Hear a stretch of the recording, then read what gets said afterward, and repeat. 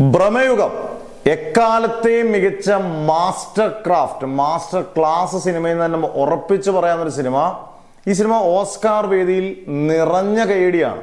കാരണം ഇതിന്റെ ആങ്കർ ഇതിനെക്കുറിച്ച് പറയുമ്പം ഇത് ഈ വിഭാഗത്തിൽപ്പെട്ട സിനിമയാണ്, ഇന്ന നടന്മാർ ഇതിനകത്ത് അഭിനയിക്കുന്നു, മമ്മൂട്ടി എന്ന് പറയുമ്പം ഓഡിയൻസിന്റെ ഭാഗത്തുനിന്ന് കയ്യടിയും ആങ്കറും അന്നേരം കയ്യടിക്കുകയാണ്. കാരണം അത്രയ്ക്കുണ്ട് ആ സിനിമ നേടിയ പ്രചാരം അതുപോലാണ്. അതിഗംഭീര സിനിമ. നമ്മൾ കഴിഞ്ഞ ദിവസം ഇന്നല്ല ഈ സിനിമ ഞാൻ നമ്മുടെ വീട്ടിലിരുന്ന് അല്ലാതെ കാണുമ്പോൾ ഒറ്റയ്ക്കിരുന്ന് കാണുമ്പം ഇതിന്റെ ലേയേഴ്സും ബാക്കിയുള്ള നോക്കുമ്പോൾ രാഹുൽ സദാശിവന്റെ എനിക്കൊന്ന് ഇതുപോലെ ബെസ്റ്റ് വർക്ക് ഈ അടുത്ത കാലത്തൊന്നും കണ്ടു കാണത്തില്ല.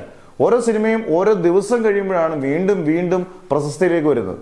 മമ്മൂട്ടി എന്ന് പറഞ്ഞ നടൻ ചെയ്തേക്കുന്ന വർക്ക് എന്ന് പറയുന്ന കുഴമ്പൂറ്റിയുടെ അങ്ങോട്ടും ഇങ്ങോട്ടും ഒന്ന് മാറിയാൽ ഈ സിനിമ ചിലപ്പം ട്രോൾ മെറ്റീരിയലായി മാറിയേനെ.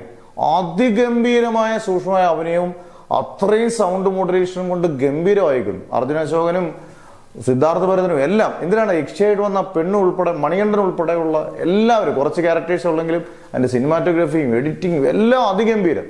ഇത് എനിക്ക് തോന്നുന്നു ഇനിയും വീണ്ടും വീണ്ടും ചർച്ച ചെയ്യാം. ഓസ്കാർ വേദിയിൽ ഇപ്പൊ ചർച്ചയായതുപോലെ ലോകോത്തര നിലവാരമുള്ള സിനിമ, മലയാള സിനിമയ്ക്ക് എടുത്തു വെക്കാനുള്ള ലോകോത്തര നിലവാരമുള്ള സിനിമയായി മാറിക്കഴിഞ്ഞു ഓൾറെഡി.